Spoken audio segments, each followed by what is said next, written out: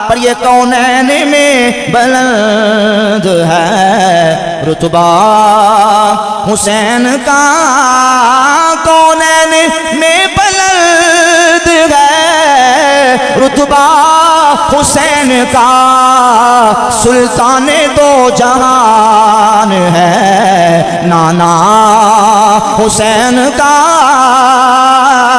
سلطان دو جہان ہے نانا حسین کا، فرش زمین سے عرش تکی شہرا حسین کا، فرش زمین سے عرش تکی شہرا حسین کا، بے مثل ہے جہان میں کنبہ حسین کا، بے مثل ہے جہان میں۔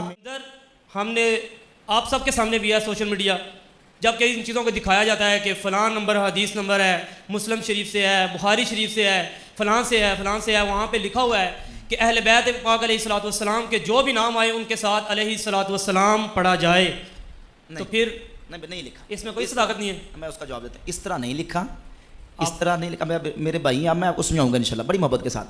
اس طرح نہیں لکھا حدیث کے اندر کہ جہاں بھی اہل بیت کے نام آئے تو علیہ الصلوۃ والسلام کہا کرو، ایسا نہیں لکھا۔ کیا لکھا ہے، کس طرح لکھا ہے؟ اگر آپ مجھے اجازت دیں، سلام کی تین صورتیں ہیں، ایک ہے سلام تحیہ، ایک ہے سلام دعا، اور ایک ہے سلام تعظیم۔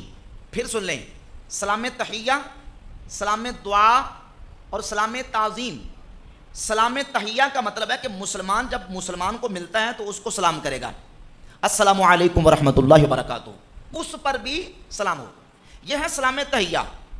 اس سلام تحیہ کے بارے میں تو کسی مسلمان کا کوئی اختلاف نہیں ہے کہ یہ ہر مسلمان کے لیے سلام تحیہ کہا جائے گا، سوائے استثنائی صورتوں کے جہاں شریعت میں سلام تعظیم۔ سلام تعظیم یعنی کسی کو پروٹوکول کے لیے جب اس کا نام ذکر کیا جائے، اس کا نام لے کے تعظیم کے طور پر، اس کے نام کی تعظیم کے طور پر اس کے لیے صلاۃ و سلام پڑھا جائے۔ تو اہل سنت کا یہ عقیدہ ہے، نظریہ ہے، کا ذکر کریں گے تو غیر نبی جو نبی نہیں ہے، غیر نبی کے لیے استقلالاً صلاۃ و سلام یہ جائز نہیں ہے۔ استقلالاً کا مطلب کیا ہے؟ ڈائریکٹ آپ یہ کہیں کہ ابو بکر علیہ الصلوۃ والسلام۔ شاہ صاحب ایک منٹ میں بات پوری کر لوں، آپ کی باری آئے گی پھر میں آپ کا سوال انشاءاللہ سنوں گا۔ کوئی کہے ابو بکر علیہ الصلوۃ والسلام، حضرت عمر علیہ الصلوۃ والسلام، تو یہ کیا مسئلہ ہے؟ وہ ہے غیر نبی کے لیے تعظیماً صلاۃ و سلام کا لفظ تو ہم نہ تو صحابہ کے لیے استعمال کرتے ہیں اور نہ اہل بیت نہ اولیاء کے لیے۔ جب ہم ان کا ذکر کرتے ہیں، جہاں تک بات ہے حدیث کی کتابوں کی، شاہ صاحب کہہ رہے تھے کہ حدیث کے اندر اماموں نے لکھا ہے۔ پہلی بات تو یہ ہے کہ حدیث کے اندر صرف اہل بیت کے ناموں کے ساتھ نہیں، اگر آپ ان احادیث سے استدلال کرتے ہیں تو سب سے پہلے قرآن مجید ہے۔ اللہ رب العزت قرآن مجید میں نبی کریم علیہ السلام کو حکم دیتا ہے وَصَلِّ عَلَيْهِمْ إِنَّ صَلَاتَكَ سَكَنٌ لَهُمْ، اے نبی ان کے لیے دعا کیجئے، آپ کا ان کے لیے دعا کرنا ان کے لیے اطمینان کا باعث ہوگا۔ وہاں کلمہ ہے صلی، صلی یصلی تسلیۃً و صلاۃً، معنی یہاں دعا کرنا ہے کہ اے نبی دعا کیجئے، صلی علیہم، ان کے لیے دعا۔ ٹھیک ہے، گالی سلام ہے، میں سوال کچھ اور کرنا چاہتا سی، گال کی طرف اور چلی گئی کہ میرا اتنا کہنا کہ حضرت امام حسن مجتبیٰ علیہ الصلوۃ والسلام میرا حق بنتا ہے، میرا حق بنتا ہے، کیونکہ میں جب تک انہاں دے اوپر درود شریف نہ پڑھا میری نماز نہیں ہوندی، اور کسی دی بھی نہیں ہوتی جب تک کہ کوئی بھی نماز دے بھی درود شریف نہ پڑھے وہ نماز نہیں۔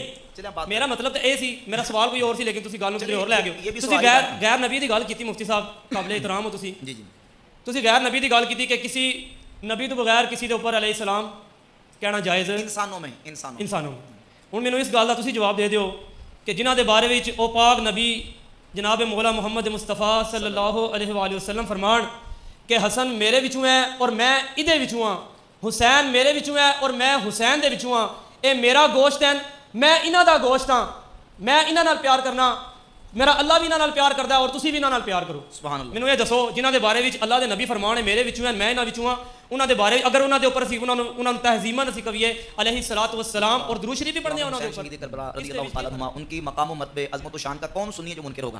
کوئی بھی نہیں ہے۔